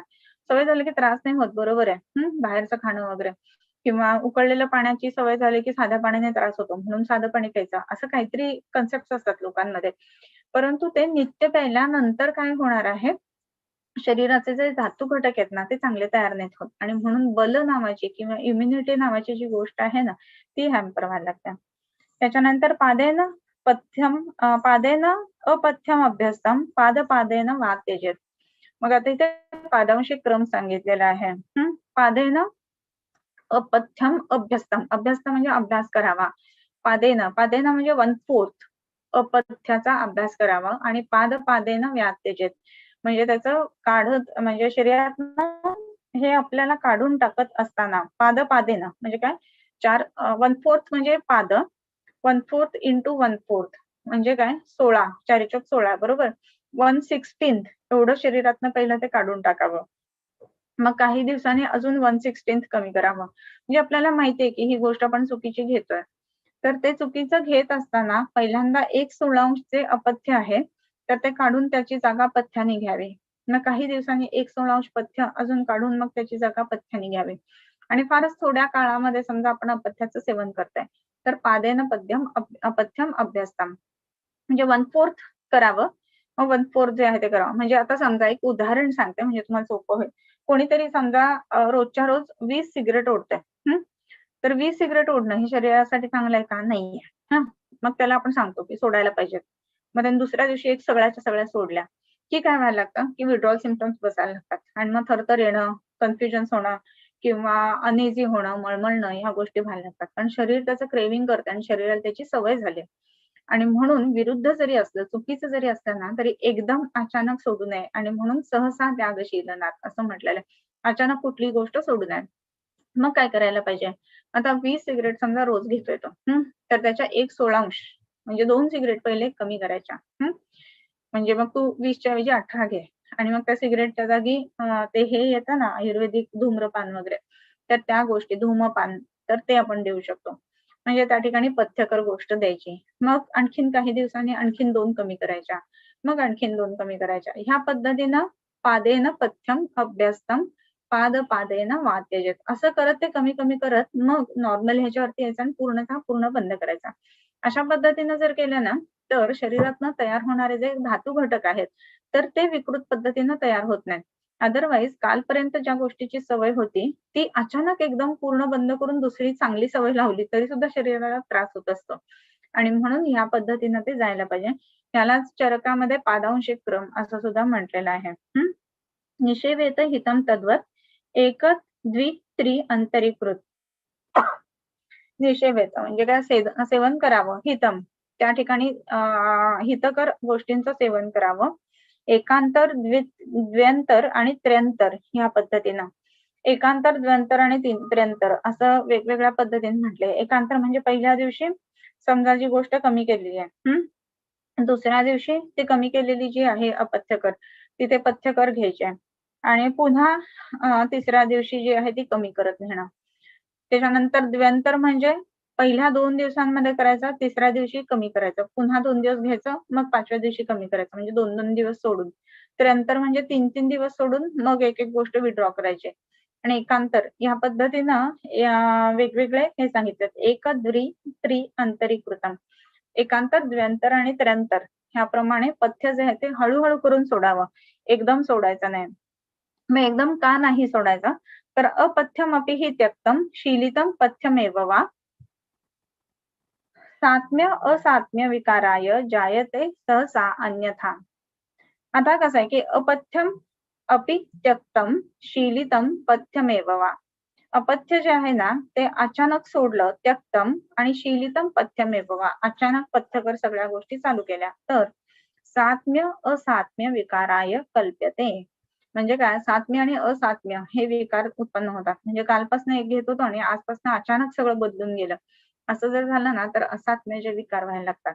आणि म्हणून सहसा अन्यथा, म्हणून अचानक एकदम जर गोष्टी बदलल्या तर असात्म्याचे विकार होतात. त्याला आपण ॲलर्जीज म्हणतो आजकालच्या भाषेत वेगवेगळ्या, तर त्याला आपण असात्म्याचे विकार असं म्हणूया. तर हे असात्म्याचे विकार होऊ नये म्हणून एकांतर, द्व्यंतर आणि त्र्यंतर या पद्धतीनं पादांशिक क्रमाने अपथ्य हळूहळू कमी करायचं आणि पथ्यकर हळूहळू गोष्टींचं सेवन करायचं. आपण ज्या वेळेला पेशंट्स पाहत असतो क्लिनिकमध्ये तर त्या वेळेला खूप वेगवेगळ्या पद्धतीचं अपथ्य करणारे बरेच लोक आपल्याला भेटत असतात आणि आपण पथ्य लिहून देतो की हे खा आणि हे खाऊ नका. परंतु एखादी गोष्ट आपल्याला त्यांना दिसते की रोजच्या रोज चुकते. अगदी साधं धरा तुम्ही, जसं मी मगाशी म्हटलं की सगळ्यात लास्टला भात खात असताना रोज दूध घालून खायची सवय, म्हणजे भाजी असेल, आमटी असेल, ताक असेल तर त्याच्यात थोडंसं दूध घालायचं आणि खायचं. तर ही जर अनेक वर्षांची, 20 वर्षांची सवय असेल ना, एकदम तोडली तर त्रासदायक होणार आहे. मग त्या ठिकाणी 2 दिवस खाऊ द्यायचं, तिसऱ्या दिवशी बंद करायचं, 2 दिवस खायचं, तिसऱ्या दिवशी बंद करायचं. असं करत करत हळूहळू ती गोष्ट जी आहे ती बंद करायला हवी. ओके, सो असं जर केलं तर असात्म्याचे विकार जे आहेत ना ते होणार नाहीत. असात्म्याच्याही विकाराहा स्युः सहसा त्यागशीलनात असं म्हणलंय. अचानक कुठली गोष्ट सोडली ना की त्रास होतो आणि म्हणून तसं करू नये. योग्य पद्धतीनं त्याची विल्हेवाट करायला पाहिजे. क्रमेण अपचिता दोषाः क्रमेण उपचिता गुणाः संतो न अवाप्नोति पुनर्भावम अप्रकंप्या भवन्तीच्या. ह्याच्यातला चरकाचा श्लोक थोडासा वेगळा आहे. असंतो यायुरपत्यार्थम असं. क्रमेण अपचिता दोषाः, जे दोष आहेत ते क्रमाक्रमाने अपचत असं, म्हणजे अपचित म्हणजे काय, तर चित म्हणजे एकत्र झालेला, अपचित म्हणजे कमी कमी केलेले. जे हळूहळू दोष क्रमेण अपचिताः जे कमी करावेत आणि क्रमेण उपचिताः गुणाः गुण जे आहेत ना तर ते क्रमाक्रमाने वाढवावेत.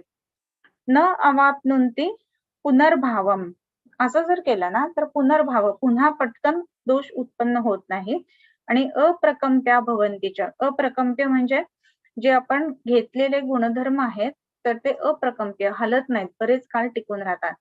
एक उदाहरण की समजा आपण चुकीच्या 2 गोष्टी एकत्र करून रोज खातोय. मग जसं एकांतर, द्व्यंतर सांगितलं त्या पद्धतीने हळूहळू कमी केलं तर शरीराचे धातू घटक जे इतके वर्ष ती चुकीची गोष्ट घेऊन तयार होत होते, बरोबर, मग त्या धातू घटकांना त्याची सवय आहे ना, मग ते धातू घटक तेच चुकीचे पदार्थ मागतात. आणि ते जर का आपण चुकीचे पदार्थ त्याला दिले नाहीत तर मग तिथे धातूंच्या ठिकाणी किंवा दोषांच्या ठिकाणी गती आपल्याला बदललेली दिसते. म्हणून काय करायला पाहिजे की थोडंसं अपथ्य द्यायचा एकांतर पद्धतीनं आणि मग पथ्य द्यायचा की म्हणजे धातू घटक तयार झालेत ना, ते तयार होत असताना ते पथ्यकर द्रव्य घेऊन तयार व्हायला लागतात हळूहळू आणि मग सावकाश पद्धतीनं ते पथ्यापर्यंत पोहोचतात आणि संपूर्ण धातू घटक पथ्यकर द्रव्यांनी बनायला लागतात. असं जेव्हा होतं ना, मग त्यावेळेला ह्याची अविकार म्हणजे अप्रकंप्य ही गोष्ट व्हायला लागते. एक उदाहरण सांगते म्हणजे तुम्हाला पटकन समजेल. समजा एखाद्या माणसाला याची दारू किंवा मद्यपानाची सवय आहे. आणि चांगलं नाहीच आहे ते, बरोबर? म्हणून आपण सांगितलं सोडा, की त्यांनी बंद केलं समजा. आणि बंद केल्यानंतर दुसऱ्या दिवशी, तिसऱ्या दिवशी, चौथ्या दिवशी समजा त्यांनी नाहीच घेतलं आणि अगदी मनाने ठरवलंय, की नाही घ्यायचंय त्यांनी आणि नाही घेतलं ना, तरी सुद्धा त्याने समजा काहीतरी तरी माणूस खाणारच आहे ना. पोळी खाणार आहे, भाजी खाणार आहे, भात खाणार आहे, वरण खाणार आहे, आमटी खाणार आहे. तर ह्या सगळ्या गोष्टींमधनं बरं का, तुम्ही जर बघितलं तर वेगवेगळ्या ज्या सुरा किंवा दारूंची किंवा मद्याची उत्पत्ती सांगितली आहे, त्याच्यामध्ये ह्या गोष्टींपासून मद्य आहे की नाही हो? तर तयार केलेलं आहे ना. तांदळाचं मद्य, गव्हाचं मद्य सांगितलंय ना, हो की नाही? तर त्या घेतलेल्या अन्नापासून शरीर तयार करायला लागतं कारण त्याला त्याची गरज आहे म्हणून, कारण त्याला त्याची सवय आहे म्हणून. आणि मग ते जास्त त्रासदायक होतं आणि ज्याला आपण आजकालच्या भाषेमध्ये ॲसिडॉसिस म्हणू किंवा शरीरामध्ये विकृती उत्पन्न करणं धातू घटकांच्या संदर्भात अशी गोष्ट घडायला लागते. जे ब्रेड खाल्ला तर ब्रेड आंबवल्यानंतर त्याच्यापासून सुद्धा सुरा तयार होते की नाही? होते. त्याच्यानंतर आपण कांजी बघतो. कांजी बनवतात त्याच्यामध्ये सुद्धा तांदळाचे वडे करून आपण घालतो की नाही? म्हणजे तांदळापासून पण सुरा तयार होते की नाही? तर होते. तर त्या पद्धतीनं खाल्लेल्या भातापासून, खाल्लेल्या पोळीपासून, खाल्लेल्या भाकरीपासून, खाल्लेल्या ब्रेडपासून ही सुरा शरीर तयार करायला लागतं. आणि त्याच्यामध्ये धातू घटक जे आहेत ना, ते फार विकृत पद्धतीनं काय म्हणतो अपचित होतात. म्हणजे धातू विकृत व्हायला लागतात त्याच्यामध्ये आणि ते होऊ नये म्हणून काय करायला पाहिजे, की असा जो मद्यपी व्यक्ती आहे, तर त्याला मद्यपान देत असताना काही दिवसांनी त्याचं प्रमाण कमी करायचं आणि त्याच्या ठिकाणी रिप्लेसमेंट देण्यासाठी द्राक्षासवासारखं औषध द्यायचं. मग ते रिप्लेसमेंट दिल्यानंतर धातू घटक तयार होत असताना द्राक्षासव निदान काय आहे, औषधी आहे, योग्य पद्धतीनं पण ते बनवलेलं आहे. सो असं केल्यानंतर मग त्याच्यावरती पेशंट हळू शिफ्ट होतो आणि मग त्याच्यात नंतर पेशंटला त्यातनं पूर्ण बाहेर काढणं. अशा पद्धतीनं सावकाश करत ही जी अपथ्य आहेत, चुकीच्या गोष्टी आहेत तर त्या सोडवायला हव्यात. सो क्रमेण अपचिता दोषाः क्रमाने हे दोष जे ते अपचित करायला पाहिजे, कमी करत न्यायला पाहिजे. आणि क्रमेण उपचिताः गुणाः गुण त्या ठिकाणी क्रमाक्रमाने आणायला पाहिजेत. न अवाप्नुते पुनर्भावम मग असं जर केलं तर पुन्हा त्याच्याकडे जात नाही. न अवाप्नुते पुनर्भावम म्हणजे पहिला धातू जसा होता तसा होत नाही मग तो. आणि अप्रकंप्या भवंतीच्या आणि म्हणून त्या ठिकाणी तयार झालेले जे गुण म्हणजे योग्य पद्धतीनं जे धातू तयार झाले तर ते अप्रकंप्य राहतात, अबाधित राहतात. अदरवाईज तुम्ही एक दिवसात सोडलं, दुसऱ्या दिवशी खाल्लं समजा काय पोळी भाजी वरण, तर त्या पोळीतनं जर का शरीर बनवायला लागलं या पद्धतीचं सुरातत्व तर मग ते त्रासदायक व्हायला लागतं. सो ह्या दृष्टीने क्रमेण अपचिता दोषा होपफुली सगळ्यांना कळलं असेल असं वाटतं मला. क्रमेण उपचिता गुणाः न अवाप्नुन्ति पुनर्भावम अप्रकंप्या भवन्ति च. अत्यंत सन्निधानानां दोषाणां दूषणात्मकां अहितैर्दूषणं भूयो न विद्वान कर्तुमर्हति. हा श्लोक नेक्स्ट टाइम घेऊयात. काही शंका असतील तर घेऊयात आपण.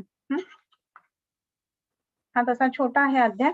ऑलमोस्ट आपला अर्धा अध्याय झालेला आहे आणि नेक्स्ट टाइम तुमच्या शंका आणि या गोष्टी घेऊयात. आताच्या ज्या शंका असेल त्या चॅट बॉक्स मध्ये तुम्ही विचारू शकता.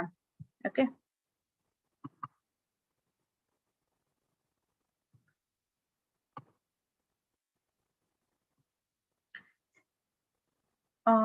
Female patient age 10 years, premature birth at 8 months, delayed milestones, history of jaundice at birth. Okay. त्याच्यानंतर फिवर हिस्ट्री, जॉन्डिस किती होता आणि किती दिवस होता, फोटोथेरपी डबल वॉल दिलेली का सिंगल वॉल दिलेली, ह्या गोष्टी इथे माहिती असायला पाहिजेत आपल्याला. त्याच्यानंतर द्रवमल प्रवृत्ती 8 ते 10 वेळेला. त्याच्यानंतर हायपर ऍक्टिव्ह आहे. त्याच्यानंतर प्रोनाउन्सिएशन क्लिअर नाही आहे. Can walk, can understand, built is very thin, given गर्भिणी ट्रीटमेंट, ओटोलादी चूर्ण, कल्याणक घृत, सारस्वतारिष्ट, ओके, अशी औषधं दिलीत आणि सुवर्ण प्राशन आणि ओंकार प्राणायाम वगैरे सांगितले. आता 10 वर्षाचं गर्ल चाइल्ड आहे, बरोबर. सो ह्याच्यामध्ये डिलेड माइलस्टोन्स आहेत, जॉन्डिस बसलेला होता आणि त्याच्यानंतर प्रीमॅच्युरिटी आहे, अर्थात बर्थ वेट पण कमी असणार आहे. सो अशा सगळ्या ह्याच्यामध्ये काय काय द्यायला पाहिजे असं विचारलंय. तर एक महत्वाची गोष्ट इथे की महापैशाची घृत वापरावं. महापैशाचे घृत जे आहे ते बालानांच्या अंगवर्धनम असं म्हटलेलं आहे. सो बारीक आहे पेशंट, तर त्या दृष्टीने पोटात जर का हे वापरलं गेलं महापैशाचे घृत, त्याचा परिणाम चांगला येईल. दुसरी गोष्ट म्हणजे अशा पद्धतीचे जे पेशंट दिसतात त्यांच्यामध्ये बालग्रहाशी संबंध बऱ्याच वेळेला असतो. वेगवेगळे जे ग्रह वर्णन केले, शकुनी बाधा किंवा रेवती ग्रह बाधा वगैरे, त्या दृष्टीने सुद्धा महापैशाचा उपयोग याच्या ठिकाणी होईल. त्याच्यानंतर जॉन्डिस होऊन गेलाय. तर मगाशी जे म्हटलं की बिलिरुबिन कितीपर्यंत गेलेलं, अंड्याचा परिणाम एन्सेफॅलोपॅथी वगैरे असा झालेला होता का, हे पण बघायला पाहिजे. हिपॅटिक एन्सेफॅलोपॅथी बऱ्याच पेशंट्समध्ये अशा ठिकाणी बसते आणि म्हणून तसं जर असेल तर फलत्रिकादी रजनी दारवी यांचा काढा 2 वेळेला पेशंटमध्ये वापरून बघायला हरकत नाही. त्याच्यानंतर भूक चांगली वाढेल आणि ब्रेनवरती पण त्याचा परिणाम चांगला मिळायला लागेल. दुसरी एक गोष्ट म्हणजे बालसोम म्हणून जे औषध आहे, तर ते ऑक्सिपिटल रिजनला लावण्यासाठी आणि हायपर ऍक्टिव्ह असेल तर त्याच्यामध्ये हिमसागर तेल ऑक्सिपिटल रिजनला लावण्यासाठी ह्या गोष्टी वापरायला हव्यात. सुवर्णयुक्त ब्राह्मीवटी आणि सद्ग्रह बाधेचा फॉर्म्युला असं जर का दिलं गेलं तर त्याच्यामध्ये या पेशंटमध्ये बरेच चांगले चेंजेस आपल्याला दिसून येतील. ओके. अश्वत्थपत्र भोजन, हा, याचं उत्तर म्हणून दिले आहे, तर अगदी बरोबर आहे. तर बुद्धी वाढावी किंवा ज्याला आपण संज्ञा स्थापन या अर्थाने सुद्धा अश्वत्थपत्र भोजनाचं महत्व पेशंटला सांगू शकतो. मार्गशीर्षामध्ये सर्वसाधारणतः अश्वत्थपत्र भोजन दिलं जातं आणि डिसेंबर नोव्हेंबरचा जो महिना असतो त्यावेळेला आणि 5 रविवार त्यावेळेला करावं. मासान माझी मार्गशीर्ष असं म्हटलंय भगवंताने त्याच्या विभूती सांगत असताना. तो सगळ्या मासांमध्ये कुठल्या महिन्यामध्ये विशेष करून भगवंत हजर आहेत, सगळीकडेच आहेत परंतु विशेषत्वाने, आणि म्हणून मार्गशीर्ष. आणि मग त्याच्यात आदित्यवार रविवार जो आहे तो गायत्री देवतेचा वार म्हणून म्हटला जातो आणि म्हणून बुद्धिवर्धनासाठी गायत्री देवतेची उपासना केली जाते. म्हणून त्या ठिकाणी अश्वत्थपत्र भोजन जे आहे तर ते दर रविवारी असं द्यायला पाहिजे. सकाळी गरम गरम उपीट किंवा तूप वरण भात असं अश्वत्थपत्रावरती खायला दिलं की त्याचा परिणाम चांगला दिसतो. तूप वरण भातामध्ये जे तूप घालणार त्या तुपामध्ये विशेष करून महाकल्याणक, कल्याणक किंवा महापैशाची घृत अशी जर वापरली गेली ना तर त्याचा परिणाम आणखीन चांगला मिळेल आपल्याला.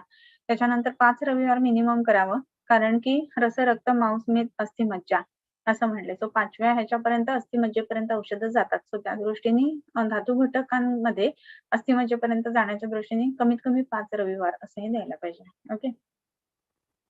चिलीचिम हा कुठला मासा आहे? हा, ते ना बरेच वेगवेगळे प्रकार आहेत, तर ते बघायला पाहिजे. पण चिलीचिम ह्यानी आत्ताचा कुठला हे बघितला जातो ते मलाही माहिती नाहीये. तुम्हाला माहित असेल तर जरूर सांगा. बिब्याचा गोडांबी घालून सुतिकासाठी डिंकाचे लाडू बनवतात.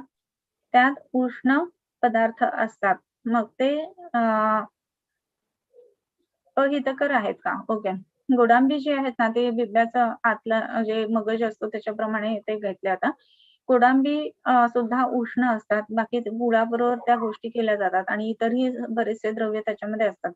म्हणून हा जो डिंकाचा लाडू जो काही बनवला जातो ना, तर डिंक स्वतः पचायला जड असतो आणि म्हणून त्याच्यातली जी गोडांबी आहे किंवा सुंठ आहे त्याच्यामध्ये घातलेली, तर त्याच्यामध्ये त्याचा उपयोग जो आहे ना, तर तो त्याच्या पाचनासाठी म्हणून होत असतो डिंकाच्या.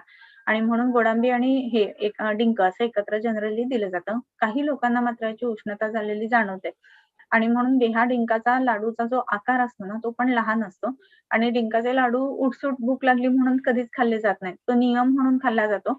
फक्त सकाळी एकदा एक डिंकाचा लाडू आणि वरनं दूध पिणं ह्या पद्धतीनं दिलं जातं. जसं मगाशी आपण बघितलं की भल्लातकाची औषधं बनवत असताना दूध कंपल्सरी एका वैद्याने घ्यायला हवं.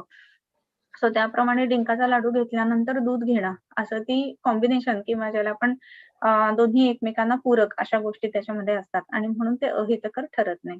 ओके. बरेच लोक रोज विरुद्ध आहार करत असतात.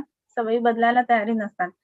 जसं बिस्किट आणि खारी, मुलं पास्ता आणि पिंक सॉस आणि मिक्स मिल्क टोमॅटो बरोबर असे बरेच सॉसेस घालून नूडल्स वगैरे खाल्ले जातात. मग अशी विषग्न द्रव्य सतत द्यावीत का? अर्थातच नाही द्यायला पाहिजेत.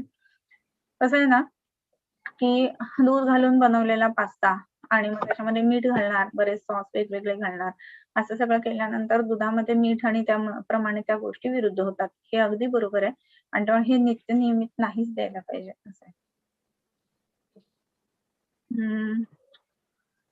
मांस के दूध लेना विरुद्ध है या उसके तुरंत बाद में लेना विरुद्ध है? अच्छा, असं विचार. मांस घेतल्याच्या नंतर दूध घेणं विरुद्ध आहे का मांसाच्या सोबत दूध घेणं विरुद्ध आहे? तर दोन्ही गोष्टी विरुद्धच आहेत बरं का. म्हणजे एकदा विशेष करून अनुपमांस घेतल्यानंतर लगेचच दूध घेणं ही गोष्ट विरुद्ध आहे किंवा एकाच जेवणामध्ये दुधाची खीर करून घेतात आणि ते मांस पण बनवून घेतलंय असं जर एकत्र घेतलं तर ते पण विरुद्ध आहे.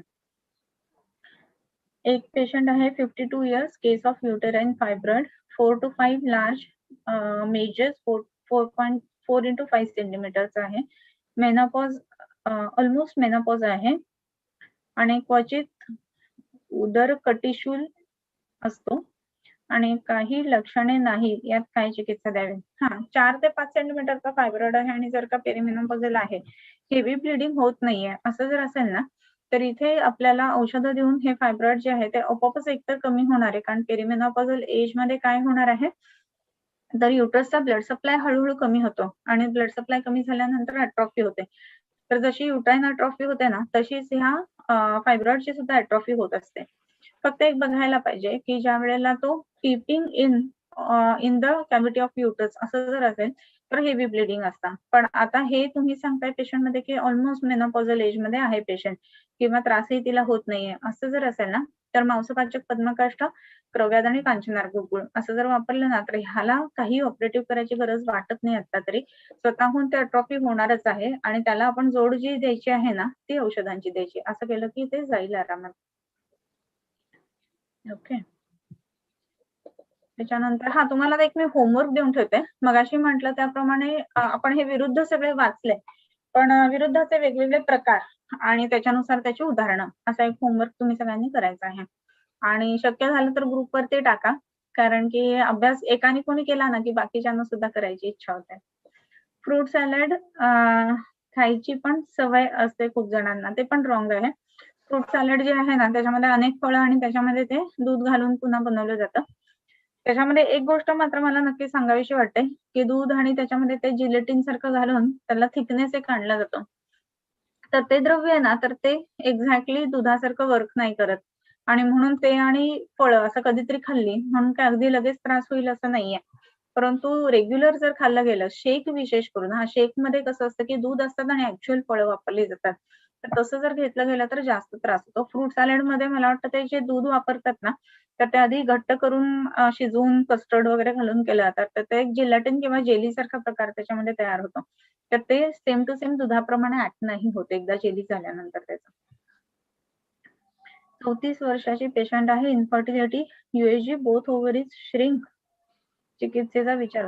बोथ ओव्हरीज श्रिंक असा रिपोर्ट मी पहिल्यांदाच वाचला आता. तर रिपोर्ट पाठवला तर बरं होईल असं एक मला वाटतं. कारण की असं ओव्हरीन श्रिंकेज अशी जी गोष्ट आहे ना किंवा नॉन फंक्शनल किंवा ओव्हरीजमध्ये AMH एकदम लो झाल्यानंतर ओव्ह्युलेशन होतच नाहीये. असं जर का काही असेल ना, तर त्याच्यामध्ये आपल्याला वयस्थापन चिकित्सा करायला पाहिजे प्रामुख्यानं. आणखीन एक महत्वाची गोष्ट म्हणजे त्याच्यामध्ये गृंजन बीज सूक्ष्म करून जर पोटामध्ये दिलं गेलं तर ओव्ह्युलेशन व्हायला लागतं. पण श्रिंक ओव्हरी हे काय आहे हे एकदा तुम्ही मला रिपोर्ट पाठवा. एक लास्ट क्वेश्चन घेऊया. महाकल्याण घृत कुठे कुठे वापरावं? महाकल्याण घृत जे आहे ना त्याची फलश्रुती वाचायची आणि त्या फलश्रुतीमध्ये जे जे सांगितलेलं आहे तर त्या ठिकाणी आपल्याला वापरू शकतो. पाने नसे अभ्यंगे अन्न पाने वा असं म्हणलेलं आहे. सिद्ध अन्नासाठी सुद्धा कल्याण घृताचा खूप चांगला उपयोग होतो. उन्माद ह्या अधिकारामध्ये आहे, परंतु खूप वेगवेगळ्या ठिकाणी त्याचा फलश्रुती आहे. विशेष करून कुसवन किंवा स्त्रियांना पुत्र किंवा पुत्र म्हणजे काय अपत्य प्राप्ती व्हावी ह्या दृष्टीने त्याचा उल्लेख आलेला आहे. बरेच लोक रोजच विरुद्ध आहार खात असतात, सवयी बदलायला तयार नसतात. बिस्किट हे झालं ना आपण सांगितलं. तर याचा अँटिडोट नेहमी जर विरुद्ध खातात तर अँटिडोट काही द्यावं का असं विचारलंय. याचा अँटिडोट म्हणजे मगाशी जे आपण वाचलं ना, की उत्तम व्यायाम करणारा, बल असणारा, अग्नी उत्तम असणारा, अशा लोकांनी ह्या गोष्टी खाल्ल्या तर त्यातल्या त्यात चालतात. मग लहान मुलांना सुद्धा खाली सोडायला पाहिजे, भरपूर खेळायला द्यायला पाहिजे, भूक लागल्याशिवाय त्यांच्या पाठीमागे लागायला नाही पाहिजे, की खा बाबा म्हणून. की मग वरण-भात सुद्धा त्यांना चांगला लागायला लागतो बरं का. पण जर का भूक नसताना आपण त्यांना ते काहीतरी घेऊन मागे जर त्यांच्या लागत असू ना, तर वरण-भात खात नाही म्हणून पास्ता, पिझ्झा वगैरे ह्या गोष्टींच्या सवयी लागायला लागतात असं होतं. परंतु हे पूर्ण खूप जास्ती प्रमाणामध्ये खेळणं, सायकल चालवणं, मैदानी खेळ खेळणं ह्या गोष्टी केल्यानंतर अग्नी वाढेल आणि अग्नी वाढल्यानंतर विरुद्ध जर घेतलं गेलं तसंही वय त्यांचं तरुण आहे मुलांचं. तरुण म्हणजे बाल आहेत. तर त्यामुळे त्यांचं वर्धन म्हणजे धातूंचा वर्धनाचा तो काळ आहे. परंतु ह्या काळामध्ये अशा सारख्या चुकीच्या गोष्टी दिल्या ना, तर धातू त्या पद्धतीचे तयार होऊन ते मोठे होतील. नंतर त्रास होईल त्यांना. म्हणून शक्यतो ह्या गोष्टी द्यायला नाही पाहिजेत. कधीतरी गंमत म्हणून ठीक आहे हो. परंतु तुम्हाला माहित असेल तर आपल्या ह्याच्यामध्ये सुद्धा संस्कृतीमध्ये एक शिळी सप्तमी नावाचा प्रकार असतो. म्हणजे काय तर त्या दिवशी काही बनवायचं नाही. चूल बंद ठेवायची आणि सगळं आदल्या दिवशीचं जे आहे ना ते खायचं. मग असं का करायचं? तर कधीतरी शरीराला वेगळ्या गोष्टींची सवय आता जो आपण पादांशी क्रम म्हणतो ना त्या पद्धतीनं. म्हणून कधीतरी हे जर दिलं तर ते चालू शकतं. परंतु रोज-रोज देऊन धातू घटक त्याच्यापासून तयार होतील अशा पद्धतीनं नाही करायला पाहिजे. हे मात्र निश्चित.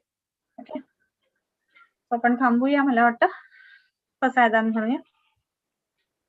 किंबहुना तुमचे केले कीर्तन हे सिद्धी केले ते तुमचे मै माझ आता विश्वात्मके देवे येणे वागेत तोषावे शोनी मज द्यावे पसायदान हे पसायदान हे व्यंकटी सांडो जे तया सत्कर्मी सांडो रतिवाडो सत्कर्मी रतिवाडो भूताम परस्परे पडो मैत्री जीवांचे तिमिर जावो दुरितांचे तिमिर पाहो जावो विश्वस्वधर्म सूर्य पाहो जो प्राणिजात जे वर्षत ते सकळ लाहो मंगळी प्राणी ईश्वर वर्ष निष्ठांची मांदी आली मंगली अनवरत ईश्वर निष्ठांची भूमंडळी मांदी भूतली आली भूता अनवरत चला भूमंडली भेट तू कल्पतरूंचे भूता आरव चला कल्पतरुण चेतना से आरव चेतना चिंतामणी से गाव बोलते जे अर्णव अलांछन पियुषांचे मार्तंड जे चंद्रमे जे तापहीन अलांछन ते सर्वाही सदा सज्जन सोयरे किंबहुना किंबहुना तुमचे केले नीती लोकी दजिजो आदी पुरुषी अखंडिता आणि ग्रंथ उपजवी ग्रंथोपजीविये विशेषी लोकी दुष्ट विजय होवावे की येथ ये म्हणे म्हणे श्री विश्वेश्वरावो हा होईल दान पसावो येणे वरील ज्ञान देवो सुखिया झाला येणे वरील ज्ञान देवो सुखिया झाला येणे वरील ज्ञान देवो सुखिया झाला. उद्याच्या आरोग्य चर्चेमध्ये संध्याकाळी 5 वाजता भेटूया. त्याच्यामध्ये मेन्स्ट्रुअल डिसऑर्डर्स आणि आयुर्वेद असा विषय आहे आणि त्याच्यामध्ये ज्यांनी योगासनांचे व्हिडिओ पाठवलेले आहेत तर त्यांचा रिझल्ट सुद्धा त्याच्यामध्ये येणार आहे. ओके. सो भेटू उद्या संध्याकाळी 5 वाजता.